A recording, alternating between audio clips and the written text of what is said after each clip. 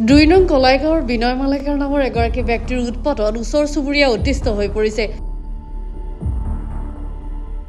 বিনয় মালাকাৰৰ উৎপাতৰ চৰম সীমা অতিক্ৰমি যোৱাকালি সমীৰণ দাস নামৰ এজন ব্যক্তিৰ ঘৰত সোমাই প্ৰাণী মৰাৰ চেষ্টা কৰে।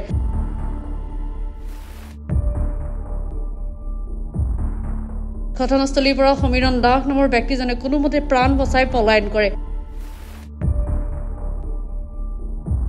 বিনয় মালাকৰ নামৰ ব্যক্তিগৰাকীয়ে সমীৰণ দাসৰ ঘৰৰ টিভি, হোম থিয়েটাৰ আদি ভঙা চিঙা কৰাৰ উপৰিও ঘৰৰ বেৰো কাটি তহিলং কৰে। গাঁৱৰ মানুহৰ অভিযোগ অনুসৰি বিনয় মালাকাৰৰ গুণ্ডাগিৰিৰ কাৰণে ল'ৰা ছোৱালী বিদ্যালয়লৈ যাব নোৱাৰা অৱস্থা। বাচ্চা এটা স্কুলে যাব নোৱাৰে, ইহঁতে মানে ৰাতিপুৱাটো বহুত মানে বদমাচি কৰি থাকে আৰু কাপোৰ কানি খুলি কেনে খোজকাঢ়ি থাকে। আমি ওলাব নোৱাৰোঁ, সেইটাকে আমি দেখিম নেকি? আমি তিৰি মানুহ হৈ কেনে আৰু বাচ্চাকেইটা স্কুলত যাব নোৱাৰে, সি দলি মাৰি পেলাই দিয়ে, সেনেকুৱা মানে।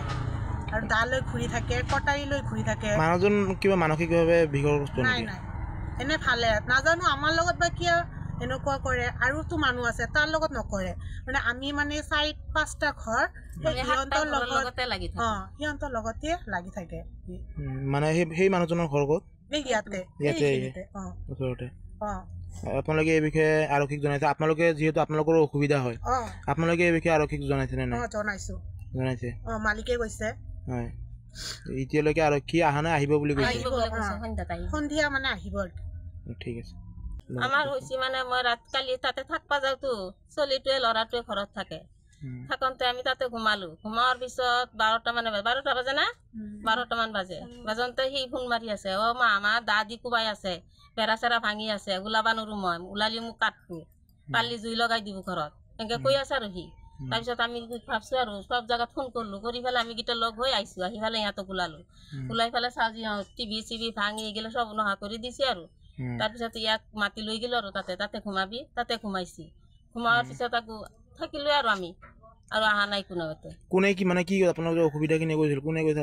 মানুহজনক চিনি পায় নেকি আপোনালোকে? চিনি পাওঁ, কালি জেলৰ পৰা আহিছি। বিনয় মালাকাৰ। কালি আনছি জেলৰ পৰা, অজিত মালাকাৰে যায়। আপোনালোকে আৰক্ষীক জনাইছে নে এই বিষয়ে? জনাইছো, সন্ধ্যাত আহিব ছাৰ।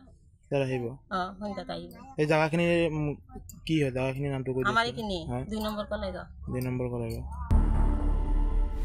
কলাইগাঁৱৰ পৰা মানৱেন্দ্ৰ নম দাসৰ ৰিপোৰ্ট, গ্লোবেল এনি 24x7।